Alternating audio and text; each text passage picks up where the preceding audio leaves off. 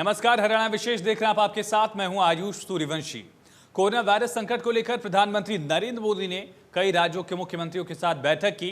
प्रधानमंत्री मोदी ने कहा कि कुछ राज्यों में कोरोना के मामले फिर बढ़े हैं, ये चिंता का विषय है। हम तीसरी लहर के मुहाने पर खड़े हैं और ऐसे में सतर्कता बरतनी होगी। इस बात का जिक्र एक बार फिर से प्रधानमंत्री ने किया है। आप सब इससे परिचित हैं कि ऐसे ही ट्रेंड हमें सेकंड वेव के पहले जनवरी फरवरी में भी देखने को मिले थे।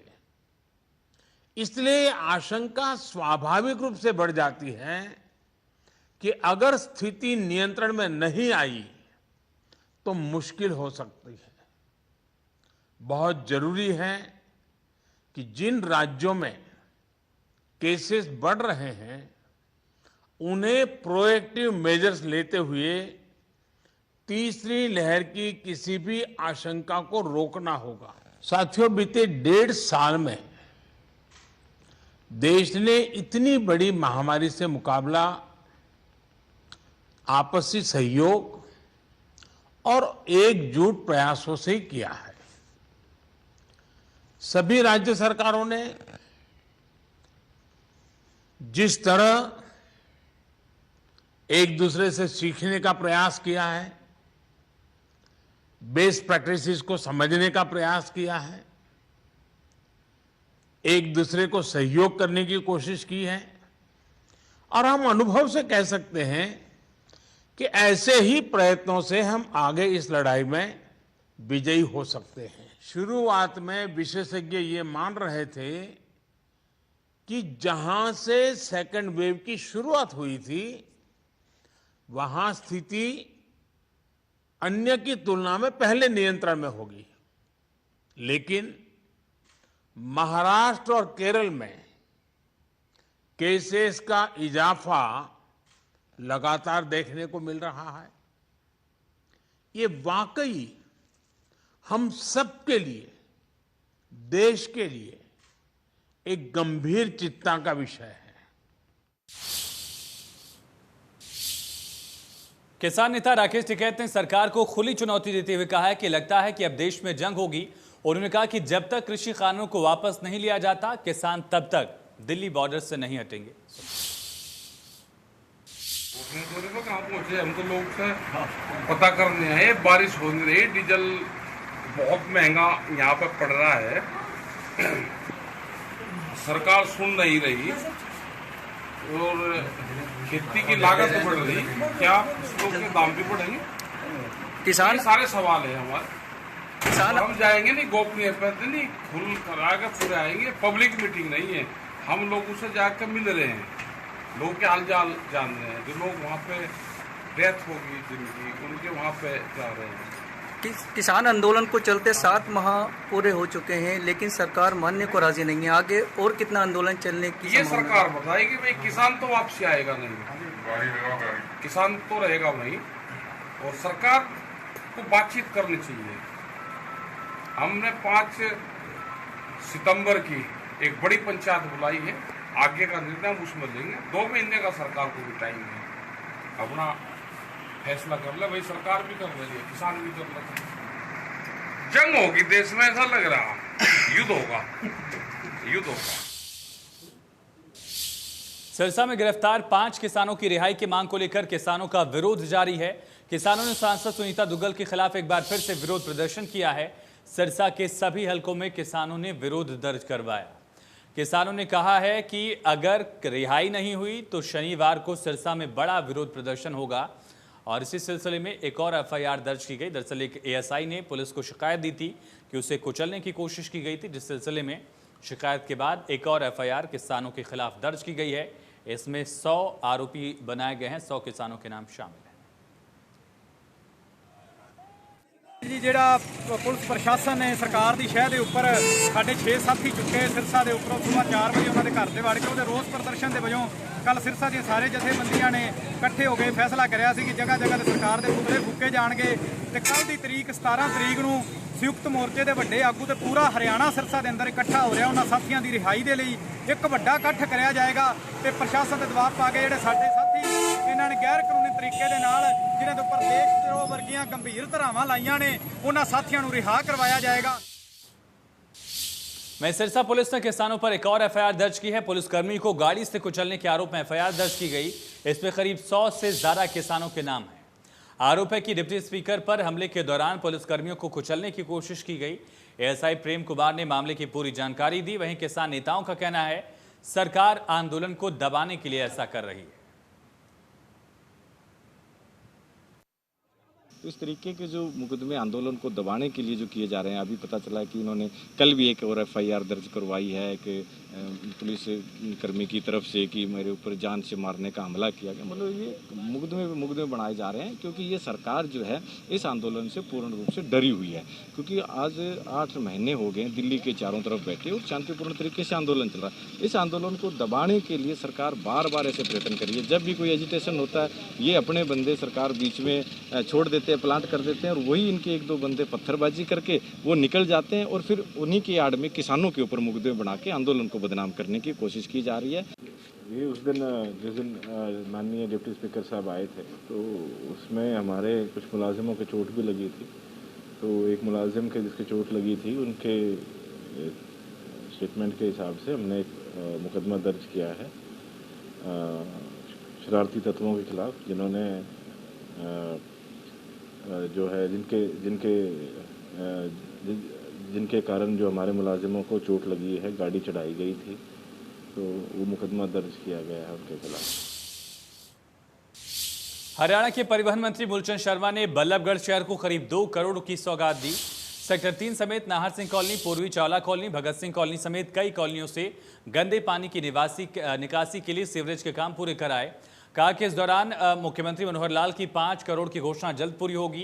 2 करोड़ की लागत से बनाई जा रही 4 लेन सड़क का भी काम जारी है। सेक्टर 3 की सीवर लाइन डाले जाने से टूटी रोड का चौड़ीकरण होगा। 1 करोड़ की लागत से सड़क को जल्द तैयार किया जाएगा। इस दौरान कई पार्षद और शहर के गणमान्य लोग मौजूद रहे।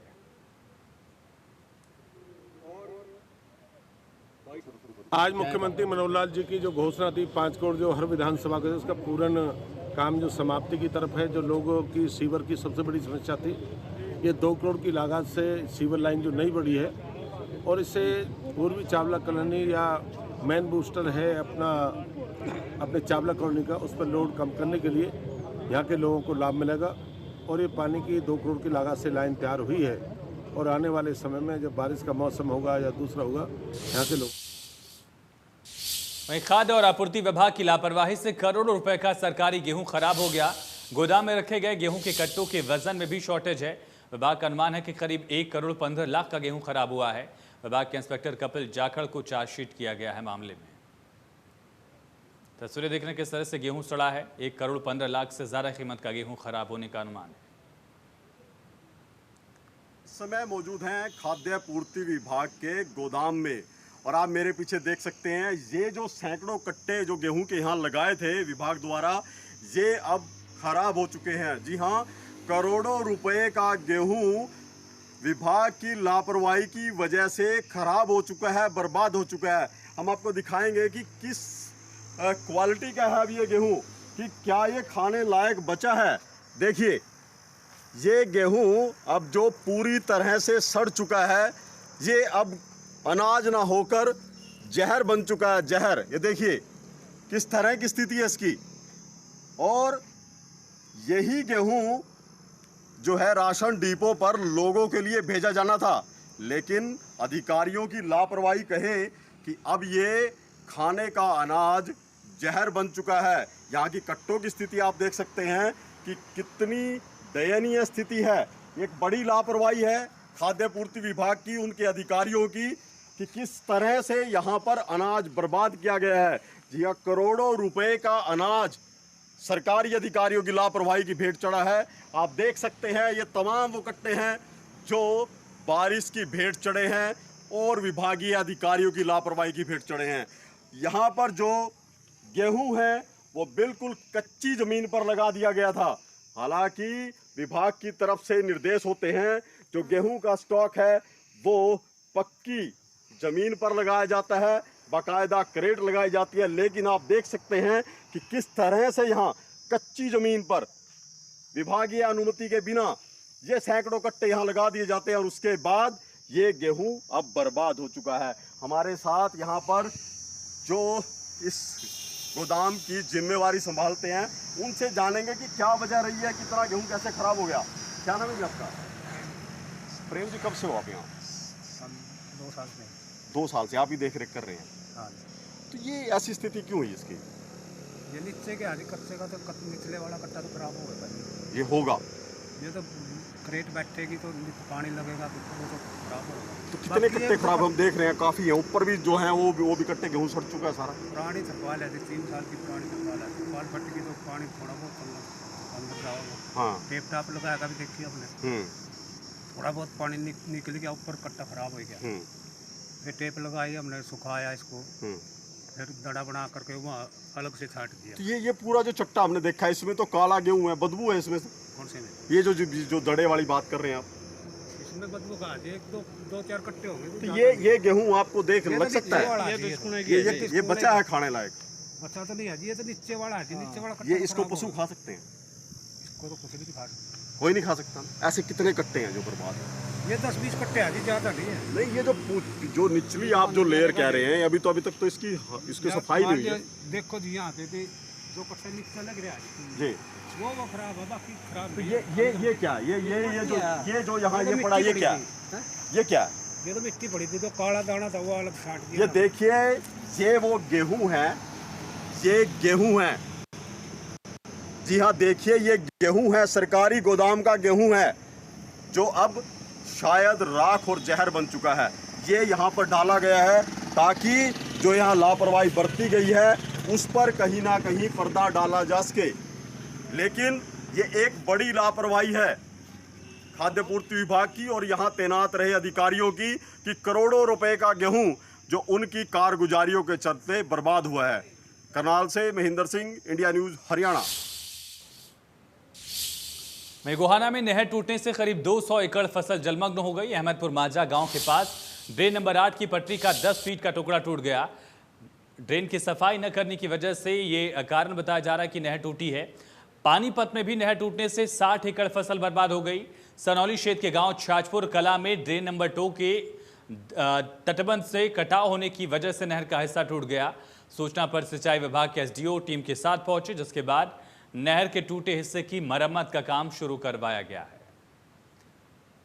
तो गोहाना से और साथ साथ पानीपत से तस्वीर आप देख रहे हैं किस तरह से नहर टूटने से एक बड़ी यहां पर त्रासदी दिखी है। किसानों के लिए दिक्कतें बढ़ी हैं। फैजाबाद की खोरी गांव में अपने आशियाने टूटने का डर जहां लोगों में दिखाई दे रहा है, वहीं बच्चे भी इससे परेशान हैं। दूसरे लोगों का घर टूटते देख बच्चे सदमे में हैं। छत ढह जाने के डर से रो रहे हैं।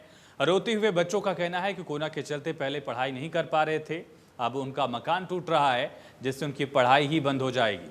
बच्चों ने बताया कि लोगों का घर टूटते देख बच्चे काफ़ी दुखी हैं। सरकार से अपील की है उनका घर ना तोड़ा जाए। बच्चों ने मासूमियत से कहा कि अधिकारियों के बच्चे महल में रहते हैं, लेकिन बिना लाइट और पानी के झुग्गियों में भी उन्हें रहने नहीं दिया जा रहा है।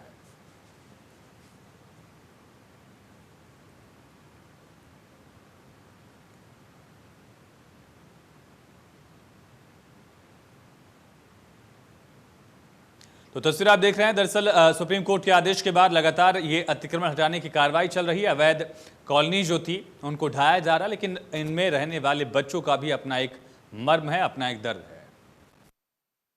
मोदी जी हमारा घर तोड़ रहे हैं, स्कूल भी नहीं जाने दे रहे, हमारा स्कूल भी बंद पड़ा है, इसलिए हम लोग स्कूल नहीं जाते हैं, ना ट्यूशन जाते। ट्यूशन में बस दीदी हमारी बोलती तुम लोग ट्यूशन कब आओगे, हमने बोला हमारे पास पैसे नहीं है, ये घर तोड़ रहे हैं इसलिए हम लोग नहीं जाते ट्यूशन। मेरा घर टूट रहा है इसीलिए। कोई बात नहीं, हम तो यहीं रहेंगे झोपड़ी बना के। बहुत नुकसान होएगा, कहाँ रहेंगे हम लोग? क्या मेरे घर ये ना तोड़े, ये झोपड़ी में ही हम रहे, यहीं पर दिए। ये घर टूट रहा है तो ये धूप में बहुत कड़ी धूप है तो भी हमें यहीं पे रहेंगे, कहीं नहीं जाएंगे। पर ये सरकार है, ये जो उस पे ये सारा बाहर है तो भी वो कुछ नहीं करता और वो घर तोड़वाता है। और ये घर झोपड़ी टूटेगा और हमारे झोपड़ी अरावली की पहाड़ियों में 50,000 साल या उससे पहले से मानव रहा करते थे। ऐसा दावा किया है फरीदाबाद के एक युवक ने जो पुरातत्व में पीएचडी कर रहा है। इस मामले में हरियाणा की पुरातत्व संग्रहालय निदेशालय ने मामले में और अधिक गहराई से जांच करने के लिए एक कमेटी का गठन किया है। छात्र शैलेश बैंसला ने अरावली के अंदर 2 साल तक रिसर्च कर मानव जाति के कुछ ऐसे चिन्हों को खोजा जिससे साबित होता है कि अरावली के अंदर 50,000 साल पहले भी मनुष्य रहते थे। जी, मैं तो सबसे पहले चाहता हूँ इस साइट को प्रोटेक्शन की ज़रूरत है, बाकी सब कुछ बाद में। यहाँ पे माइनिंग एक्टिविटी, क्रशिंग एक्टिविटी जोर शोर पे चलती है। अभी वैसे तो 2002 में हरियाणा गवर्नमेंट ने माइनिंग बंद कर रखी है, लेकिन आप अगर ढंग से देखोगे तो कहीं ना कहीं आपको उसके प्रमाण मिल जाएंगे कि माइनिंग कहीं तो चल रही है यहाँ पे। और मैं बस उसे रोकना चाहता हूँ। इस साइट को सबसे बड़ा खतरा, सबसे इमीडिएट खतरा माइनिंग एक्टिविटीज़ से है। शैलेश ने जो खोज करी है, इस खोज के लिए इतना कहना चाहूँगा, इसने जो ये खोज करी है, इसके बाद इसने जो आर्ट्स ढूंढी है वो हमारे अरावली रीजन, खासतौर पर फरीदाबाद अरावली रीजन को बचाने के लिए कितनी ज़रूरी है। क्या हरियाणा में कोरोना महामारी के बीच एक बार फिर से सभी स्कूलों को खोल दिया गया है। प्रदेश में फिलहाल 9वीं से 12वीं तक की कक्षाएं शुरू की गई हैं। सुबह से ही स्टूडेंट्स की स्कूलों में आवाजाही देखिए। स्कूलों में स्टूडेंट्स के हाथों को सैनिटाइज करके फिर क्लासेस में भेजा गया। टीचर्स का कहना है कि जो पढ़ाई ऑफलाइन हो सकती है वैसा ऑनलाइन में नहीं हो सकता। कक्षा 6ठी से 8वीं तक के स्कूल 23 जुलाई से खुलेंगे, लेकिन राज्य में क्लास 1 से 5वीं तक के स्कूलों को खोलने को लेकर अभी कोई फैसला नहीं लिया गया है। कोविड की वजह से तमाम स्कूल बंद थे। शिक्षा मंत्री कंवरपाल ने कहा कि राज्य में 16 जुलाई से 9वीं से 12वीं तक के स्कूल सोशल डिस्टेंसिंग के साथ खोले गए हैं। बच्चों को स्कूल भेजने के लिए अभिभावकों पर कोई दबाव नहीं है, लेकिन उसके लिए उनको सहमति पत्र देना होगा कि बच्चों को वो ऑफलाइन क्लासेस में भेजने पर सहमत हैं।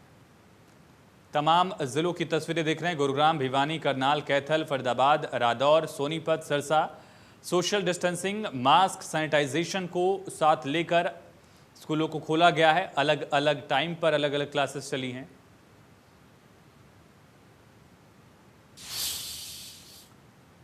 फरीदाबाद में अचानक से यमुना का जलस्तर बढ़ने की वजह से पानी में कैंटर फंस गया। घटना मंझावली गांव के खादर की है।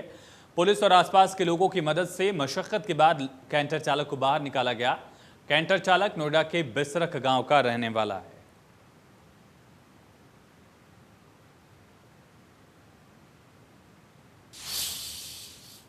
यमुनानगर के जगाधरी का एक वीडियो सोशल मीडिया पर वायरल हो रहा है, जिसमें एक अजगर ने बंदर को निगल लिया। गांव में दहशत का माहौल है। किसान सोहनलाल अपने खेतों की तरफ गया तो उसके धान के खेत में एक बहुत बड़ा अजगर अपने मुंह में बंदर को दबोचे हुए था। इसको लेकर वो डर गया। ग्रामीण भी अजगर देखने पहुंचे। ग्रामीणों का कहना है कि जंगल में और भी अजगर हो सकते हैं। पिछले दिनों सोम नदी से भी अजगर पानी के बहाव के साथ आ सकते हैं। ये तस्वीरें देख रहे हैं कि विशाल का एक बड़ा अजगर जिसने बंदर को अपने जद में ले रखा है, निगल लिया है।